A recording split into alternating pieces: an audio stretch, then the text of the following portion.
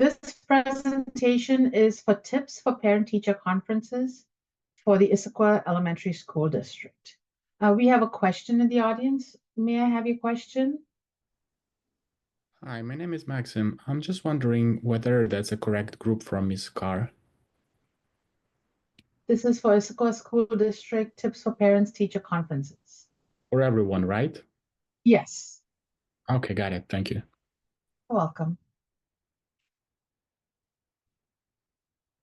Welcome, everyone. This presentation is tips for parent-teacher conferences for all students in the Issaquah School District in elementary schools.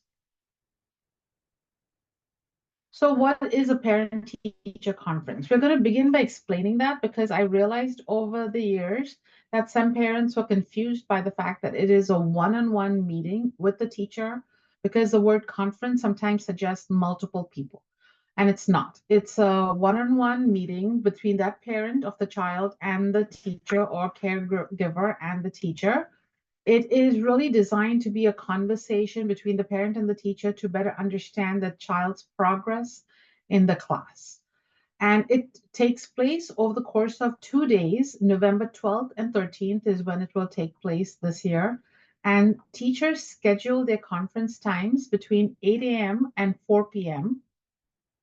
And you will have a 20-minute block for those families that might need an interpreter or other accommodations.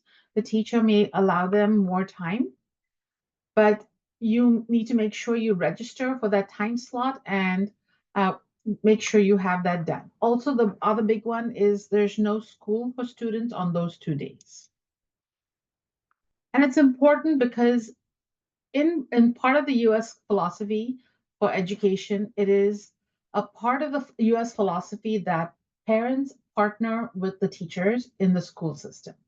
In some countries, I know that parent involvement is not much of a requirement or as invited. The parents are usually only invited when a child is getting in trouble, when there's something negative to report, or there's some kind of concern. In the US, and especially in the Issaquah School District, parents are very welcome to participate and to partner with teachers through their learning to ask questions to figure out how they can partner together to better support the child. And a lot of the partnership can be social emotional, it can be academic, it can be behavior. So, what can the parent and teacher do together to make sure the child knows that they're being supported and is getting all the resources and support that they need? It is a time for parents to learn what they can do to support their child. It's an opportunity for parents to ask questions of the teacher. And one of the key things, it's only scheduled once a year with the teachers. At other times, a parent is invited to email the teacher and ask if they can have a meeting. But this is the one time that you're kind of guaranteed a time slot and a meeting, and it's not. Many times parents feel hesitant to ask for a meeting later on through the course of the year. They always say, oh, but the teacher's so busy, we don't want to impose, we don't want to bother them, all these things. And so this one is a set time that is yours. But also, I'm letting you know that you also can do that anytime through the course of the school year. So what can be discussed, as I said earlier, the teacher will share your child's academic, behavioral, and social progress, and you as a parent can ask questions, provide input about something going on, and partner in the student's learning. One of the differences, though, is for fourth and fifth grade students. So any of you have fourth and fifth grade students, to note that for fourth and fifth grade students, they do something called student-led conferences. So for those conferences, the student will be, and will probably start if they haven't already, created a PowerPoint to show you how they are doing in class. And when you go to school, the student will be the one doing the presentation for you. And they'll go through this prepared presentation that they have worked in partnership with the classroom teacher. And it is also to show the child's independence, the child's growth, and to prepare them for presentation. So when they go to middle school, they have that presentation skill in doing this with an adult, you, in a very comfortable setting. During the course of the conference, once your child is done presenting to you, please don't hesitate to ask the teacher questions and maybe ask the student and teacher, your child and the teacher questions in tandem. Or if it's just something you want to ask the teacher, go ahead and ask the teacher because this is still your time. So, first, I start with saying take time to talk to your child about school because it's important as you go in to kind of have a feel as to where your child is at in the class. Because sometimes you might be surprised by some of the things the teacher is saying. And so it's better to also get a perspective from your child. What are they enjoying? What is their favorite subject? What do they think they're really good at? What are some of their struggles? What are some of the classmates that they are working with? What are those classmates like? Who are they playing? Do they have friends? How are they doing socially? And is there something that they would like their teacher to know or the classmates to know about them that maybe you can help share or express?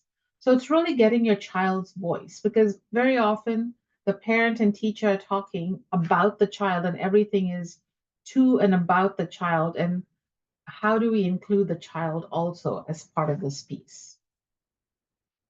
The second one I would ask or suggest for you is check all the work that your teacher has sent home in their take home folders. So, very often on Fridays, teachers send out the take home folder, or in the next 2 weeks, they might send home a little bit more work for you to kind of review evidence, I would call it, of their progress in their English or their writing or some math skills. So, things for you to know, because one of the things we always ask the teachers is don't surprise parents at conferences.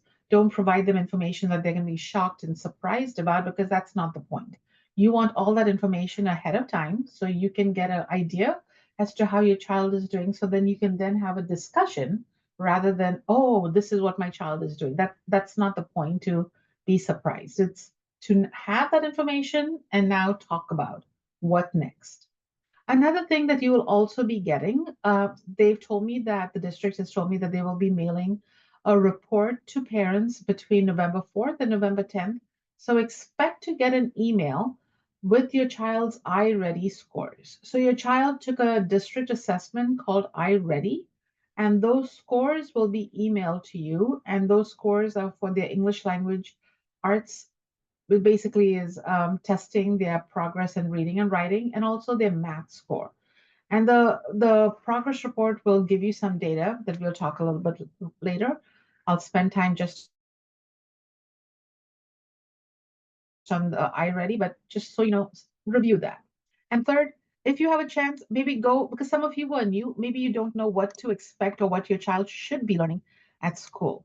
So the school website has a page on what students learn. So very often, one of the complaints I hear from parents, because they don't have books. Kids don't have books. They don't really have much visible aspects of what they're learning. So, very often for parents, it's hard because they're not quite sure what their child is learning in elementary school. They see math assignments coming home, but they don't really know what they're doing in English, which is the reading and writing aspect, or science or social studies. So, if you go to the academics portion on the school district website, you will see that there's an elementary school tab, and in there, there's a tab for every single grade. And under each grade, you will see sub-tabs for each subject. So reading, writing, math, science, and such. So then it kind of tells you a little bit more about what is the learning experience for the student, what the teacher is doing, and then also giving you a little bit more details as to what they're doing each semester, right? So you know what they're learning at that time. And this way you are better prepared because sometimes parents ask, like, what are they even learning? So, for example, over here, it's going to show you in third grade, they're learning some comprehension text. They're learning how to analyze the organizational structures and features. So here's some information to kind of give you an idea as to what they're learning. Also tells you about what their reading scores or what they should be doing to help them read. So there's some information over there on the website. So that would be one of the places to get some homework done for you as you prepare them for the conferences, as you prepare for conferences. So this is where you're kind of doing your own homework to get ready.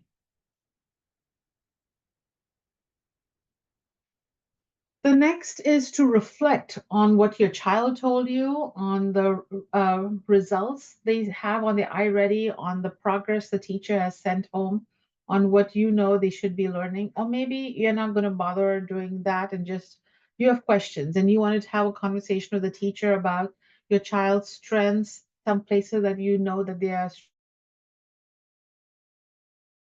struggling in your work, daily work with them. So you might want to consider some topics you want to discuss with a teacher.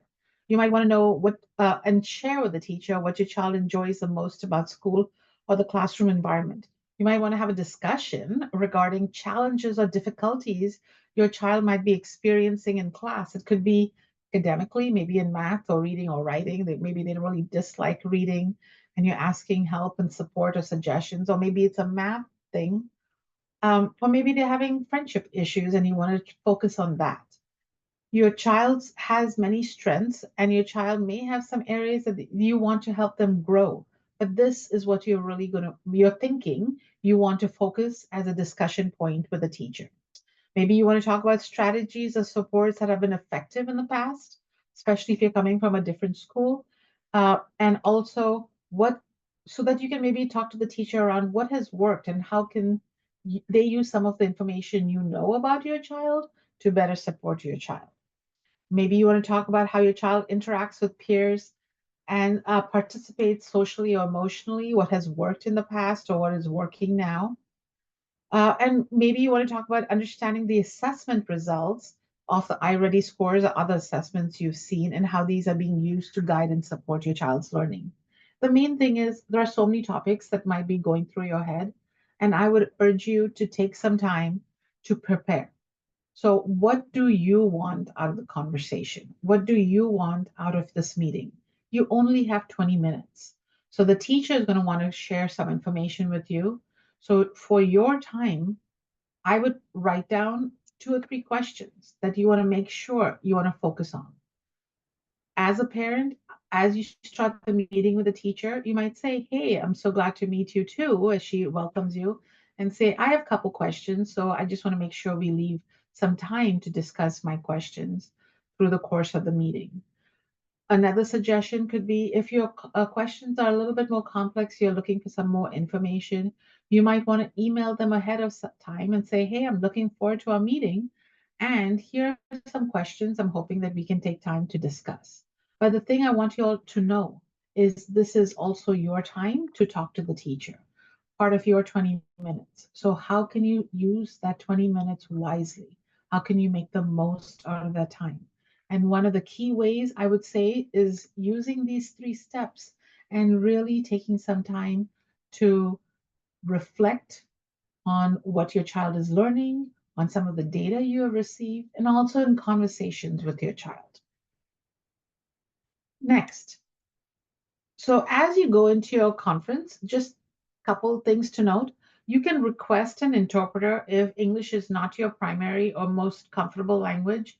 The interpreter can be interpreting the whole conference, or you might just want to use them as a backup. I understand English really well, but just in case I get bogged down or sometimes an emotions get in the way, the your emotions can trigger or cause you to maybe stumble sometimes in the English language, especially if English is not your preferred language of communication, your primary language. So don't be hesitant to ask for an interpreter if that is something that will support you in clearly communicating with the teacher.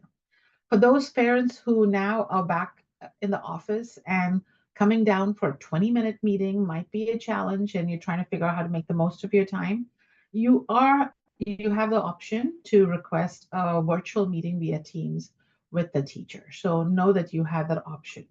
If your child has additional support teachers, so for example, a child who is a multilingual learner, someone who is in the MLL program, or if your child is in the title program, which is the LAP Learning Assistant Program, because they're struggling with reading, writing, or math, they might also be in these specialized programs, or they might be in a special education program getting some support. So you may want to ask the teacher, hey, will that teacher be there? And if the teacher is not there, you can also reach out to the teacher and say, hey, while I'm at the school, can I check in with you around this time, and see if they have time to check in or chat with you. Because those teachers have multiple kids that they're supporting, they might not be always available, but if you give them a heads up, maybe they can also have some time available with you for you. So again, my other tip for you was to let the teacher know what you'd like to talk about ahead of time via an email, just so that the teacher can prepare, especially if you're asking questions, that some data or assessment or anything extra is needed to prepare. If you have not seen some of your child's recent work or assessment, you're also welcome to ask your teacher if they haven't sent it to you by November 10th. Or I would recommend by the Friday before conferences, just say heads up, hey, I'm really hoping to see some of these examples. I know I've done that in the past where my child took a math test and I hadn't seen the results of the math test, and I was very curious to see how she had done. So I was sure to email the teacher and say, hey, may I look at her results before I come in for the conference? Because I would like to be prepared to talk about it, and I'd like to reflect on her results before we have this chat and meeting about um, for parent teacher conferences. So you have that opportunity to do that. Uh, you will also get the iReady score. So if something goes wrong and if you have not received the email with an iReady score, don't hesitate to reach out to me or reach out to the teacher and just say, hey, I'm still looking for the iReady scores. Can you let me know if they've been sent? But I was told that they will start being sent starting November 4th.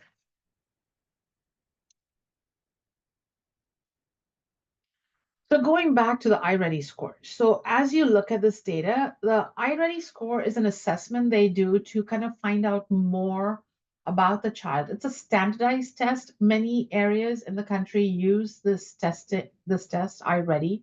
It also gives the schools a better indication as to what some of the weaknesses are, what some of the strengths are. And then the teachers, as they get this data, they sometimes put students in small groups based on what areas are their weaknesses, what are their strengths, and sometimes they just have a little gap. And so we need to address this gap. So this week we're going to do small groups. I'm going to put you in a group with other kids who have this gap so that we can make sure we're addressing that.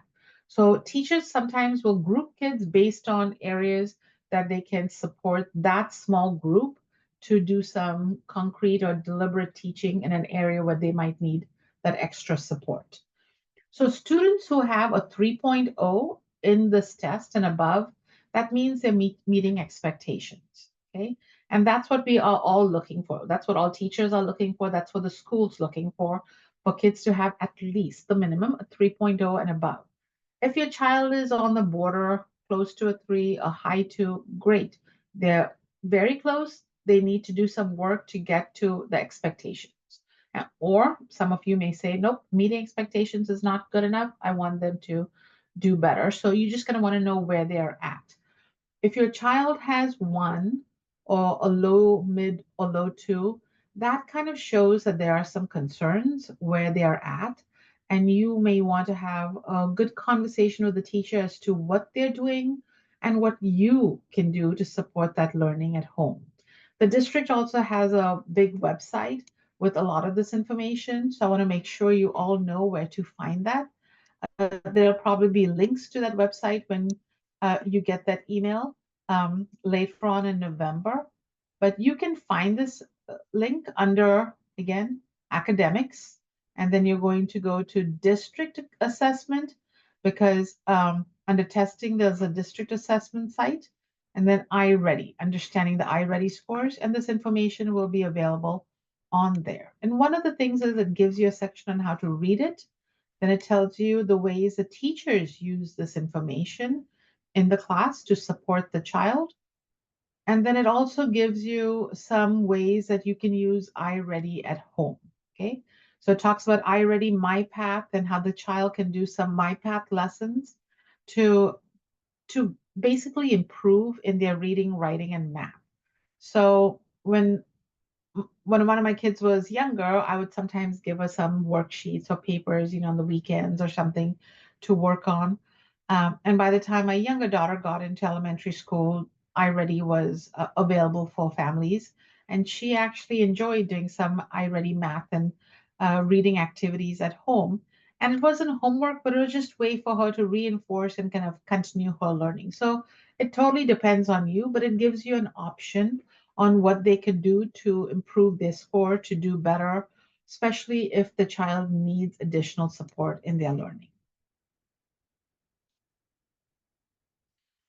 Next, so going back, you as a parent have done everything you can to prepare for the conference. You've talked to the child, you've looked at their scores, you've read some information on the website. So you've done your homework. You've now made a list of questions. You now are going into the conference and you're ready to have your conference. So as you begin the conference, one of my first tips I'm going to say is please, if possible, be on time or a little bit early. I always recommend to be a little bit early because the teachers have conferences usually back to back. And so if one parent is 10 or 15 minutes late, they can't really get that much extra time, especially if there's a conference right after. And so the teacher is going to have to end that conference at that given time so they can invite the other parent in so the other parent is not late because some parents schedule one child from, let's say, 2 to 2:20 and the next child. There's not much time in between, so it's important that we're on time so that the teacher can start and end your conference in a timely manner. You're going to wait in front of the door. The teacher will welcome you into the room. And then if you have questions, again, reminder to ask the teacher, let the teacher know that you have some questions so that they can prepare and be ready to answer them. Some of the teachers might invite you to ask those questions as you start, or they might say, let me just share a couple of things with you, and then we'll go to your question. So whatever the agenda that the teacher has for your meeting. In this picture, you kind of can see that it's a student-led conference. The child is there, probably presenting their work to the teachers. And the conferences are, again, a reminder, they're about 20 minutes in length. Now, I'm going to play two very short videos, and this is something a co-worker and I role played, and both of us have gone through the Issaquah School District as parents, and she is a teacher, elementary school teacher, or was an elementary school teacher. So we're going to show you two different videos, and after I show you the both videos, we will talk about why, and maybe just reflect on what you saw and how you want your conference to be on which video you would prefer to have as your conference style.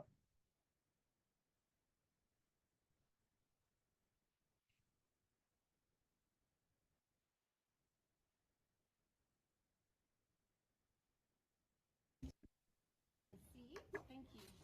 Well, I've been looking forward to meeting with you. So I have a few things to show you for today. What would you like to see first? Any work that you think is most important. Sure. Okay. So here's some of your daughter's recent math scores. She did very well. And then over here I have some of her writing that she's been working on. And she does need to work a little bit more on her conventions and her spelling. They did finish their opinion writing recently, and Elena had a good voice, but she does need to work on using more transition sentences. But in general, she wrote a really good paper. Okay, thank you. And this is our calendar for the year. We do have a field trip upcoming in March, so you'll want to go ahead and get that paperwork filled out and turned in as soon as possible. Okay, do that. Great. And do you have any other questions for me about your child? I don't think so. Okay. All right. Well, thank you so much for coming. We appreciate having you. Thank you. Okay, so that was video one, and now we're going to do video two.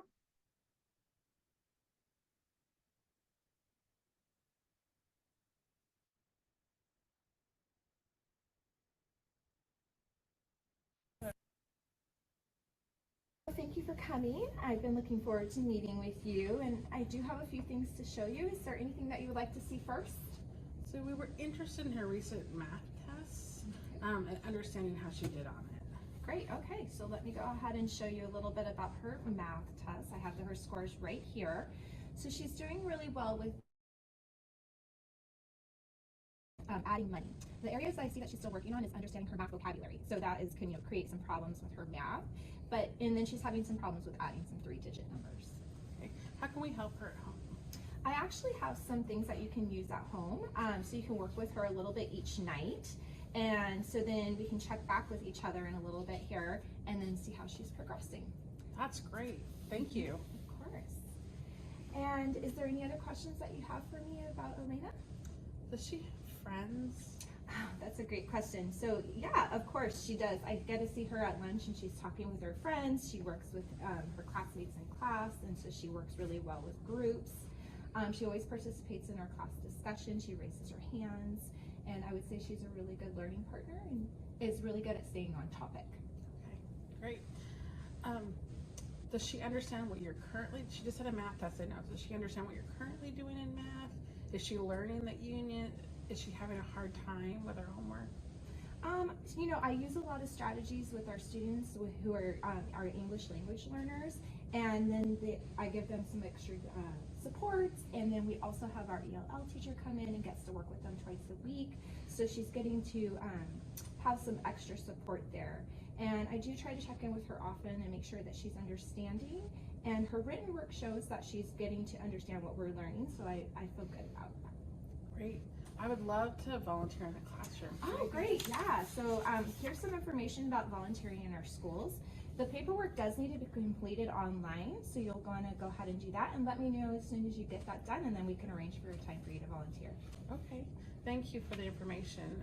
My daughter is really enjoying you as a teacher. Oh, thank you. We enjoy having Elena in class as well. I would love to meet with you again in a few months to check on her and her math and her progress. Is that possible? Yeah, I really feel like after this next unit test would be a great time for us to check in with each other and see how she's progressing with her math. Okay. Thank you so much for your time. Thank you for coming in.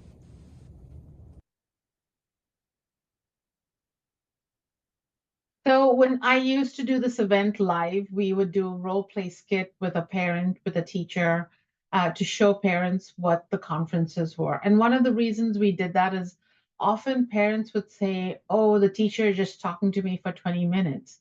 And then in talking to the teachers, they'd say, parents would come in and they're completely passive. And I'm trying to like fill in 20 minutes and just showing them what to like saying and talking to them because no one is talking or asking questions. So there was a difference in what parents and the teachers were saying, right? In the parents' view, the teachers were filling up the time and giving them all this information and so busy talking. And in the teachers' view, the parents weren't asking questions and not in, involving or having, participating as much. So both of them have different opinions and both of them are right in a way. And so one of the things we always do is since we do dual partnership, we ask the teachers to make sure they don't give parents any surprises or overwhelm the parents with too much information. Share that information as much as possible before the conferences. So you're not just giving parents results during the conferences. And with parents, on the other hand, we tell them, hey, when you go to the conference, remember the teacher is your partner and go ahead and have a discussion. Feel free to ask questions. What can you do together, or what can you do? What do you want to learn about it? How do you want to support your child? So we're really trying to encourage parents as much as possible to really lean into this conversation because we know a lot of parents are very hesitant to really talk or ask or really have this deep conversation with teachers because in very often in some countries where certain parents have grown up, that has not been the norm, where they get to question and ask and talk about these things, especially things like social and emotional learning, behavior, where it might be negative. This is a partnership really for positive support. So that's why we show the two videos. So the first video, hopefully you saw and realized that it was, in my opinion, a little bit awful. And I'm also going to be honest with you. My first two conferences with my older daughter's teachers, pretty much look like that, where I walked in and I'm like, okay, thank you, thank you. So that video is super realistic. That video is what I would say used to be 70-80% of our conferences. But video two is an example of a productive conference. This is what teachers are asking that they want with the parents when they come in. This is what other parents say. Yes, we want something like that. We want to be able to ask. We wanted back and forth dialogue. So that's why we created the video so that you can see that what is possible to make, hopefully that gives you a little bit comfort in recognizing that it's okay to ask questions. What can the questions look like? What can the dialogue look like? I recognize it was only a 2, 3 minute video and you're actually going to have a 20-minute conversation and dialogue. So know that you have time. The teachers still have time to show you information, and you'll still have time to have a conversation, a discussion with that teacher. So so make the most of your conference. Be prepared with specific questions. In the olden days, well, I say olden days, years before, I used to tell parents, come prepared with a notepad and write your notes on a piece of paper. And now, so many parents just come with the iPhone where they have all the questions on the iPhone and they kind of take notes on the iPhone if needed.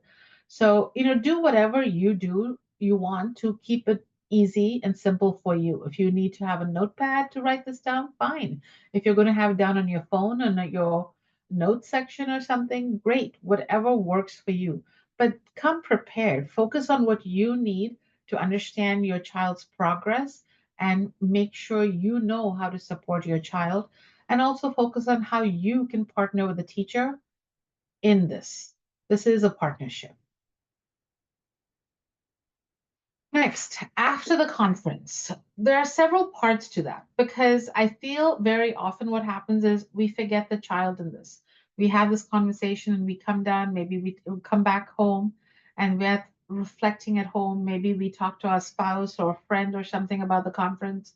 And very often, what I've recognized in talking to children is we forget the child. We forget to talk to the child as to how did the conference go? What did your teacher say? How do you discuss some of the praising things that was said by the teacher? And how do you say, oh, we just noticed some concerns, but you know what? We've got this together, your mom, your teacher, and you. We're going to get this and make some improvements. So you might want to discuss some goals or plans that you and the teacher made, because the whole thing is for your child to see that you and the teacher are in partnership, that you're working together, that the both of you care about their learning and trying to help them succeed. So that partnership is going to help them as they're growing in their academic, behavioral, or social skills. Next, stay connected with the teacher. Go ahead and email them in a couple of weeks, or go ahead and email them in a couple of months, whatever it is you two decided at your conference.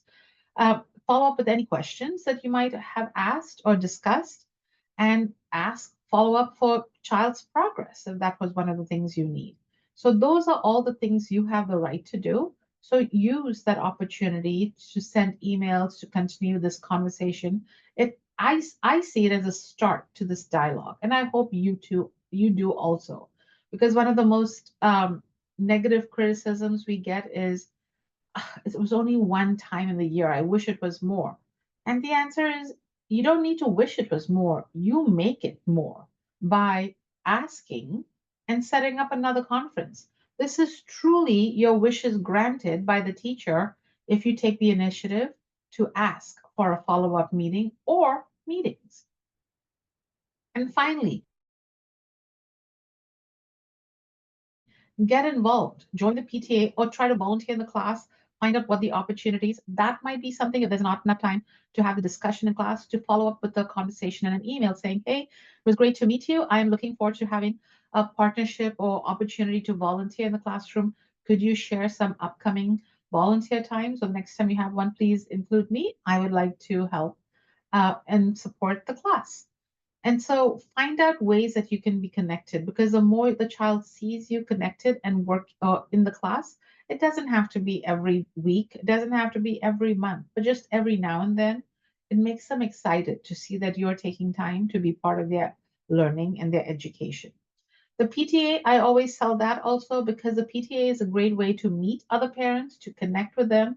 And also, I find as a parent of a child in middle school and high school right now, it is overwhelming. And I feel like sometimes I miss certain things. I'm like, I think I saw an email that said, send your baby photo. Was I supposed to do that? When was I supposed to do that? Where is it? And so being part of the PTA, especially the Facebook sometimes, it helps me stay connected and remember due dates, or stay connected with other parents in the community and meet other parents, because your child is going to be with this group of kids from now all the way to their senior year. And in their senior year, when there are less play dates and less parties at each other's house, you kind of want to know who these people are, so that when your child is going out to friends' houses or doing something, you kind of have an idea of who the kids are, who the parents are, or who they are in the football stands, or when you go to curriculum nights in the future. So it's nice to just have an idea of who is in the community around you, because those families are going to be with you for a long time to come. So some of the steps for after the conference. So in January, end of January, you're going to have your first trimester report card. So there's no report card till the end of January. So make sure you've checked it, see how things are going. If you have any questions, this would be a great time to then set up your follow-up meeting with the teacher. Keep the communications open by doing some regular check-ins. Sometimes teachers post a lot of information depending on the teacher. So some teachers post a lot of information on their Clever page, some don't, some may just email. So figure out what the teacher's communication style is and do that. And also celebrating the child's successes and discussing any new goals together with the child or with the teacher, so that you are continuing that home and school partnership with the teacher, and your child knows what's going on. So as we're getting to our conclusion, just a couple important reminders. Make sure you're on time. If you make sure you've arranged childcare, because children are not invited to attend unless it's a student-led conference. And if you need help scheduling, so several people said they hadn't scheduled their conference yet, and hopefully one of the family partnership liaisons has already sent you an email, and they have not replied to the email I sent you with the Zoom link and let me know. I can ask your teacher to send you the Sign Up Genius again, but the teachers have sent all the parents the Sign Up Genius link so they can set up the appointment. The teacher may email, you may also email teachers in your preferred language if language is a concern for you. One of the important ones is, honestly, be ready with some questions, just because when you get there, you might not remember them. So I personally, I like paper and pencil, so I would write two or three questions on a piece of paper, so that I can also take notes after that. And what you need, what you want to share, what you want to hear, things like that, any notes you want. And then if you need an interpreter, don't hesitate to ask, and just email at least 1 week ahead. But below, I have a sample email you could potentially use to ask for an interpreter if that's the case, or ask for an accommodation, or just, you're also welcome to email the teacher and say, hey, here are the questions I have and for us at parent teacher conferences. I'm really looking forward to chatting with you, and I would love to be able to have time to discuss these questions. And with that, we are at the end of our presentation. So I am going to stop sharing, but I just want to let you know that we have something called Family Connections meetings, and our next one is on December 8th. But I'm going to pause because I see a question in the chat. Please feel free to keep these coming. Do kids have regular class on these days? No. As a reminder, November 12th and 13th is no school. And November 11th, it's Veterans Day. So students will be home on the 11th, 12th, and the 13th. So Tuesday, Wednesday, Thursday are no school days for all elementary school students, only in the Issaquah School District. Middle and high school kids will still be going to school on the 12th and 13th, the conference days. Okay. So I hope that answered your questions. We never want to put surprise parents, but just note that that is the case. Other questions you may have? I'm going to stop the recording right now. So if you want to unmute